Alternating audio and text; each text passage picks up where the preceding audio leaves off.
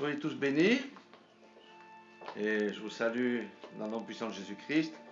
Bienvenue dans le ministère de l'épouse glorieuse de Christ qui marche sur deux jambes, la repentance et la sanctification.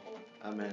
Nous vivons des temps ici qui sont glorieux pour ceux qui croient véritablement, pour ceux qui ont fait le choix de choisir Christ, pour ceux qui ont fait le choix de marcher dans la vérité, pour ceux qui ont fait le choix de marcher sur le chemin étroit. Ce sont des temps glorieux, parce que le Seigneur a dit, quand vous verrez toutes ces choses s'approcher, levez la tête, car votre délivrance est proche. Maintenant, à tous les tièdes que le Seigneur va vomir de sa bouche, selon le message à l'église de Laodicée, il donne un conseil au verset 38 de Matthieu 10. Il dit, « Celui qui ne prend pas sa croix et ne me suit pas n'est pas digne de moi. Celui qui conservera sa vie la perdra, et celui qui perdra sa vie à cause de moi la retrouvera. » Amen. Nous sommes dans les temps, comme je l'ai dit, le filet que nous avons vu dans Luc 21, il viendra comme un filet sur tous ceux qui habitent sur la surface de la terre, a été lancé. Quelles sont les perspectives de l'avenir aujourd'hui? Regarde, je disais à mon épouse et à ma fille encore hier, je disais, regardez, c'est incroyable. À fin 2009, à décembre 2009, même dans mon entreprise, c'était l'euphorie, les perspectives de business, les perspectives de développement, les perspectives d'aller dans le champ de la mission, les perspectives d'aller voyager. 10 mois plus tard, bam, c'est le fond du trou. Et personne ne sait quand ça va remonter. Nous sommes dans les temps où chacun doit questionner sa foi. Nous sommes dans les temps où chacun doit se comparer non pas aux autres, mais à la parole de Dieu. Amen. Il ne faut pas se réfugier dans les doctrines, il faut se réfugier dans ce que Jésus a dit. Parce que ce que Jésus a dit, c'est la vérité, parce que Jésus est la parole lui-même. Faite chair. Alléluia. Regardez le nombre de faillites qui augmente, le nombre de personnes qui sont sans emploi, le nombre de foyers qui se déchirent à cause du confinement. Il y a des divorces à cause du confinement. Les couples qui n'étaient pas trop solides, mais ils arrivaient quand même à rester ensemble, ça saute comme des bouchons de champagne à cause du confinement. Et laissez-moi vous dire encore quelque chose. Le confinement a révélé quelque chose. Il y a des enfants qui sont battus par leurs parents. Mais le confinement révèle quelque chose d'autre qui m'a été révélé par les professionnels de la santé. Ils sont horrifiés de voir que durant le confinement, il y a des enfants qui battent leurs parents.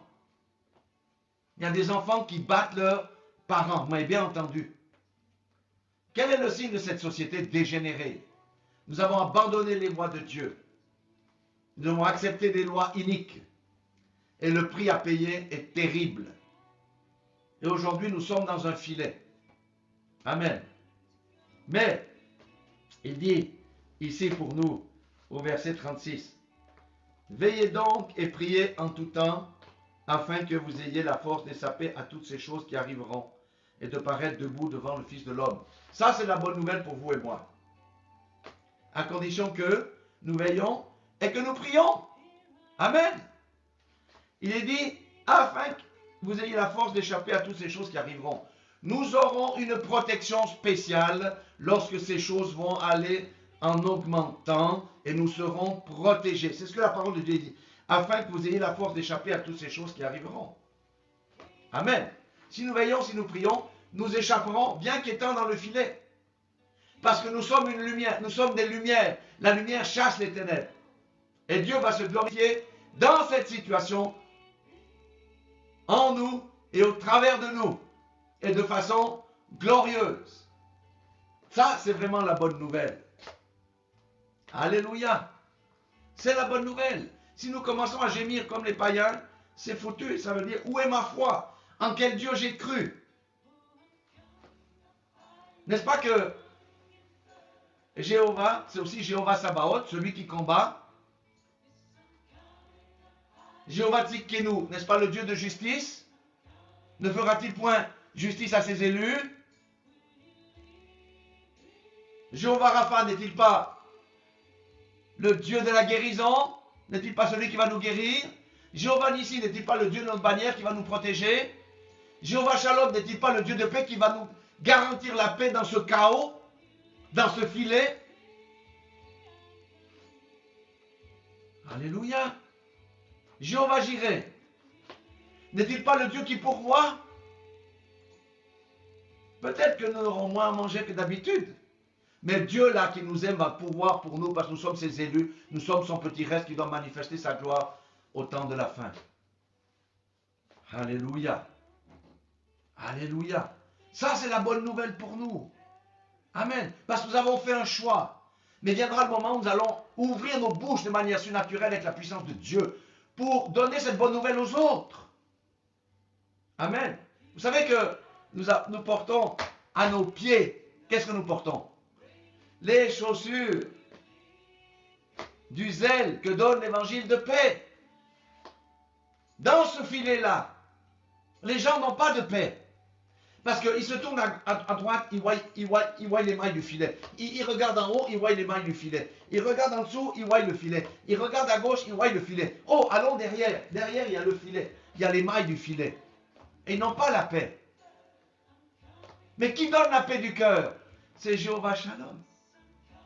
Qui est le prince de paix? C'est Jésus. Vous voyez pourquoi le nom de Jésus est plus haut que tous les noms?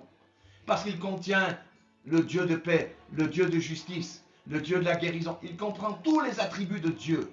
Parce que Jésus n'est rien moins d'autre que Dieu lui-même venu dans la chair. C'est pourquoi nous pouvons nous confier en Jésus. Oui, c'est lui qui est allé vers ceux qui avaient le cœur brisé. C'est lui qui est allé vers les rejetés. C'est lui qui est allé vers les lépreux. C'est lui qui est allé vers les perdus. C'est lui qui a nourri des foules de 5-6 000 personnes. Ne va-t-il pas le faire aujourd'hui, à plus forte raison que nous sommes ses enfants élus? Amen. Nous avons accepté Christ. Mais il faut accepter tout, hein. Pas que les bénédictions. Non, non, non, non, non. Pas que les bénédictions le salut. Mais il faut aussi accepter de marcher en nouveauté de vie. Amen. Et de renoncer à notre ancienne vie. Dans ce filet-là, si quelqu'un est encore dans l'adultère, qu'il sorte de l'adultère. Parce qu'il ne pourra pas bénéficier de la protection de Dieu. Si quelqu'un est encore dans la médisance, qu'il sorte de la médisance. Non. C'est pourquoi la sanctification, la marche dans la sanctification, ça nous aide. Parce que Dieu nous montre tel que nous sommes. Nous pouvons nous mettre à genoux, prier pour qu'il nous dépouille. Alléluia. Amen. Donc la bonne nouvelle, c'est que nous avons une porte de sortie. Amen. Alors que nous entrons dans ce filet, alors que ce filet est jeté sur la terre. Regardez comme la situation mondiale peut basculer en 3-4 jours. Personne ne sait ce qui va arriver. Personne ne sait. Mais le Seigneur a dit quoi?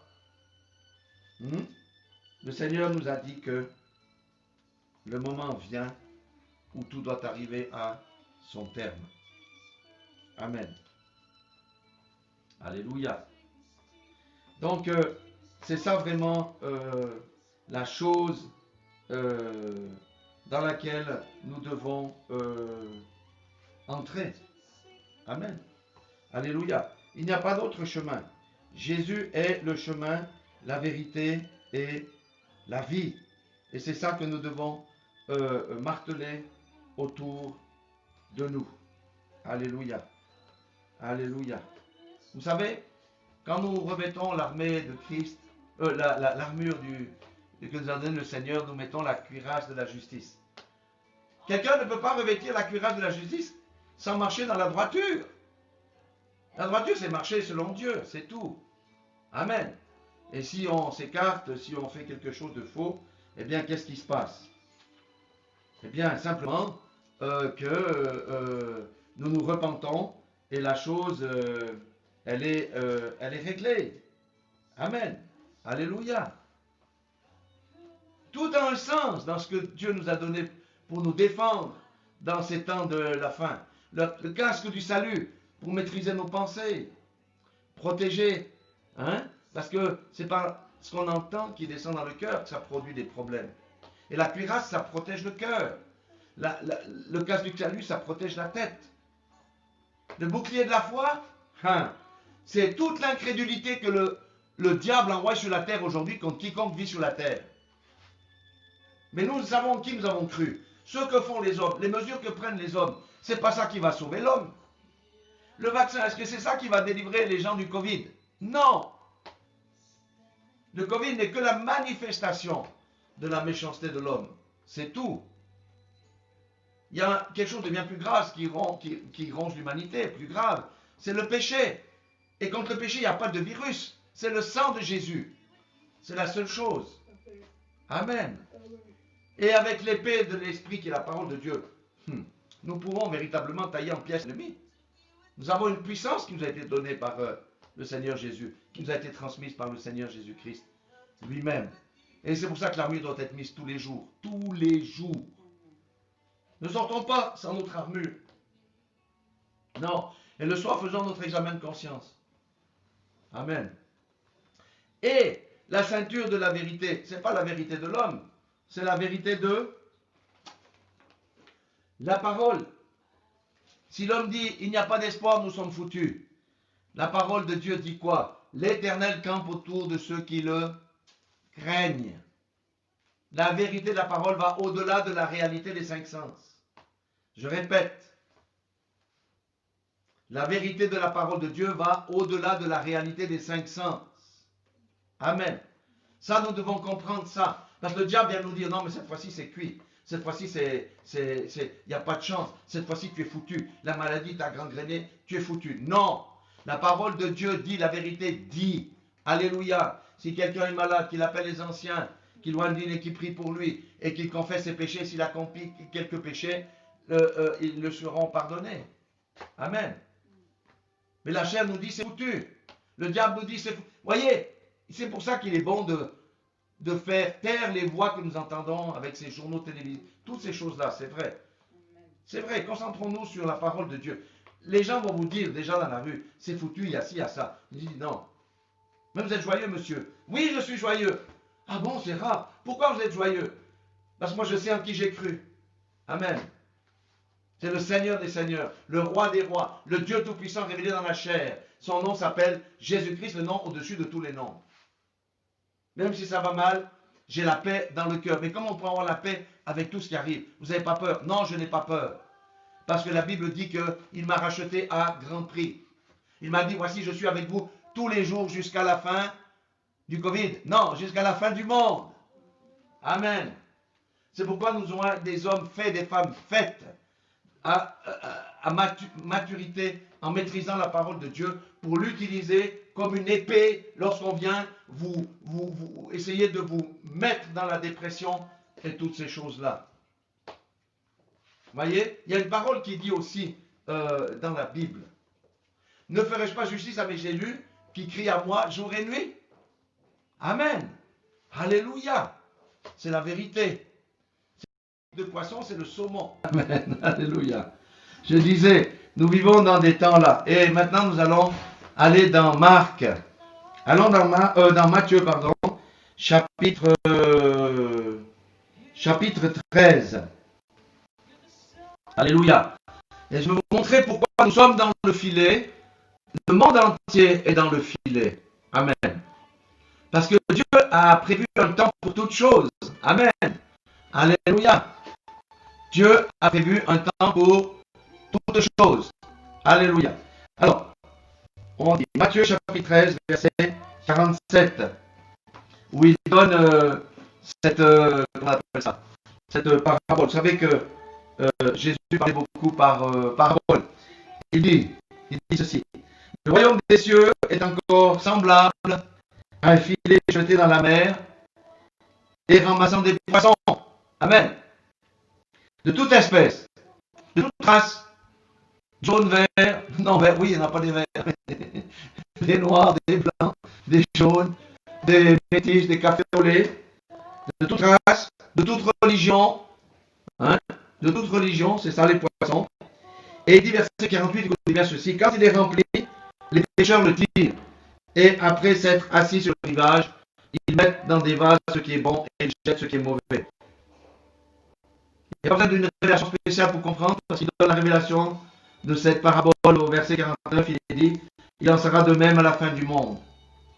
Les anges viendront séparer les méchants d'avec les justes, et ils les jetteront dans la fournaise ardente où il y aura des pleurs et des grincements dedans. Avez-vous compris cela? Amen. Comme je l'ai dit en début, chacun doit manifester ce qu'il est. Il y a une division, une séparation qui va se faire maintenant et désormais entre les bons et les méchants, entre les justes et les injustes. Amen. Parce que nous allons entrer dans des temps de trouble. Et c'est dans les temps de trouble qu'on va voir qui est qui. Amen. Qui est qui?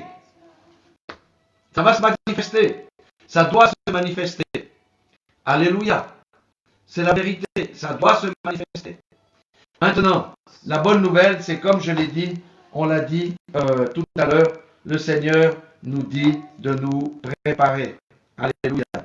De nous préparer, de veiller et de prier, de marcher dans la droiture, de nous approcher de Dieu. Je vais reprendre les paroles de Jacques parce que c'est là le secret qui va clore cette prédication. Nous allons voir dans Jacques,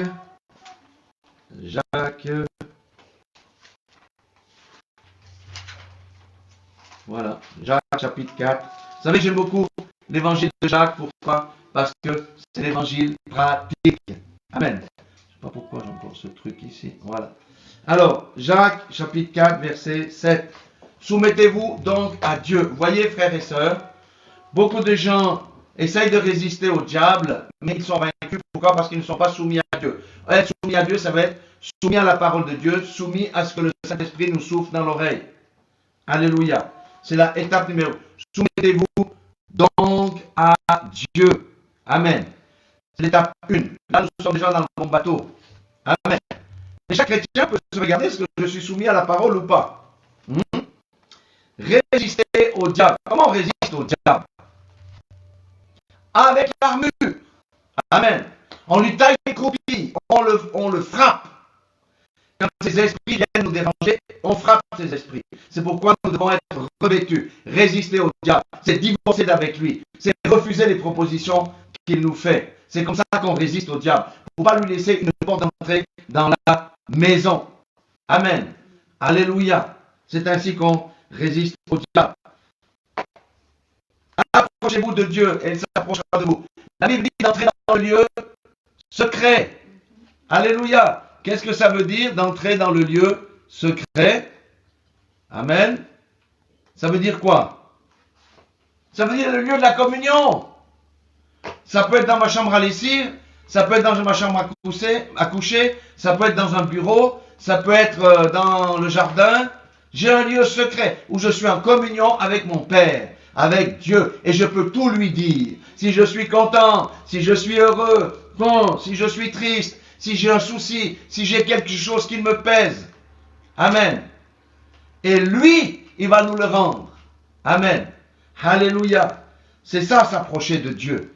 Nettoyez vos mains, pécheurs. Nettoyez vos mains. Ce sont les actions. Ce sont les actions. Quelles sont les mauvaises actions que j'ai posées? Et purifiez vos cœurs, hommes irrésolus. Amen. C'est du cœur, c'est de l'abondance du cœur que la bouche parle. Est-ce que mes paroles ont été grossières? Est-ce que mes paroles ont été blessantes? Voyez, c'est ça. Sentez votre misère. Alléluia. Soyez dans le deuil et dans les larmes, et que votre rire se change en deuil et votre joie en tristesse. C'est ce qu'on a vu tout à l'heure à cause de les excès du manger, du boire, de tous ces plaisirs charnels, de tous ces plaisirs qu'offre le monde. Eh bien, on est dans la joie, mais la Bible dit soyez plutôt dans la tristesse, parce qu'il faut laisser de côté ces choses-là. Humiliez-vous devant le Seigneur et il vous élèvera. Amen. Alléluia. Vous savez que j'ai prêché sur la dernière saison il n'y a pas longtemps. Ici nous retrouvons dans Jacques, toujours au chapitre 4, au verset 7. Il nous demande d'être patient. Bien sûr qu'on aimerait tout de suite dans la présence. On aimerait tout de suite loin de cette terre. Parce que si on suit Dieu, cette terre nous insupporte. Ce monde et ses lois nous insupportent. Quand je dis la terre, je ne parle pas de la nature, parce que la nature est merveilleuse, c'est elle qui peut nous ressourcer. Mais je parle de tout ce que contient ce monde, comme règles, comme loi, comme tendance. C'est ça, ces choses-là. Voici le laboureur attend le précieux fruit de la terre, prenant patience à son égard, jusqu'à ce qu'il ait reçu les pluies de la première et de l'arrière-saison. Nous savons que la pluie de la première saison est tombée à Pentecôte, mais que la pluie de l'arrière-saison doit encore tomber. Et c'est dans ce filet-là que la pluie de l'arrière-saison va tomber et que des multitudes vont être convertis et vont manifester la gloire de Dieu. Et ceux qui refuseront seront dans les vases, comme on a dit, les vases qui seront jetés dans les temps de feu. Alléluia. Et le Seigneur nous dit encore, vous aussi soyez patients. Il y a 3 fois juste le mot patient ici. Affermissez vos cœurs, car l'avènement du Seigneur est proche. Oui, l'avènement du Seigneur est proche. On ne peut pas dire en combien d'années, en combien de temps, mais en tous les cas, le début des douleurs a commencé et plus rien ne sera comme avant. Parce que nous voyons vraiment maintenant que ce filet a été jeté sur la terre. Mais pour nous, notre délivrance est proche. Regardez en haut. Voyez le chant qui est basé sur un psaume. D'où me viendra le secours de l'État? Du sommet des montagnes. C'est en dessus des montagnes. Parce que Dieu est en haut. L'homme essaye de s'aider lui-même avec des moyens terrestres. Mais il ne pourra pas. Parce que nous sommes dans une bataille spirituelle. Et une bataille spirituelle se gagne avec la parole de Dieu. Une bataille spirituelle se gagne avec un bouclier et avec la parole de Dieu avec lequel nous taillons nos ennemis en pièces. Mais pour ça, il faut marcher dans la vérité de la parole, il faut marcher dans la droiture, et puis il faut revêtir les bons souliers. Amen. Alléluia. Vous savez, il y a plusieurs types de souliers. Si vous revêtez pour une course des souliers d'alpinistes, ben vous n'allez pas courir loin, parce qu'ils sont très lourds. Vous voyez ce que je veux dire? Donc c'est les souliers, les chaussures du zèle que procure l'évangile de paix. Amen. Alléluia.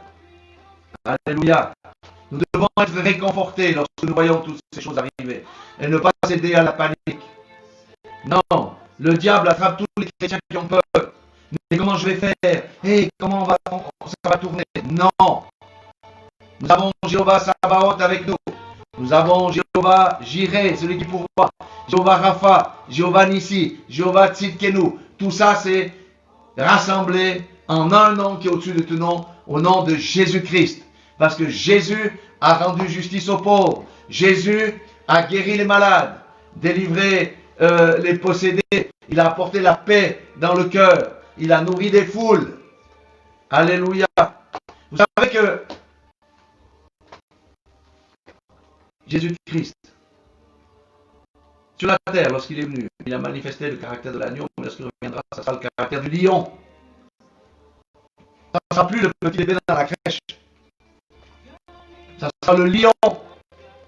Quiconque entend rugir un lion. Vous savez qu'un lion, lorsqu'il rugit, et si vous avez déjà vu un lion rugir à la télé dans les documentaires, il contracte ses poumons. On l'entend jusqu'à 8 km. Et quand vous avez un lion à 20 mètres qui commence à rugir, beaucoup vont défaillir. Amen. C'est le lion de la tribu de Judas qui viendra pour le jugement. Ce ne sera plus le gentil Jésus qui pardonne tout. Il va demander des comptes et il va juger avec justice. C'est pourquoi revêtons l'armure de Dieu, purifions nos cœurs, marchons avec foi. Avec foi. Amen.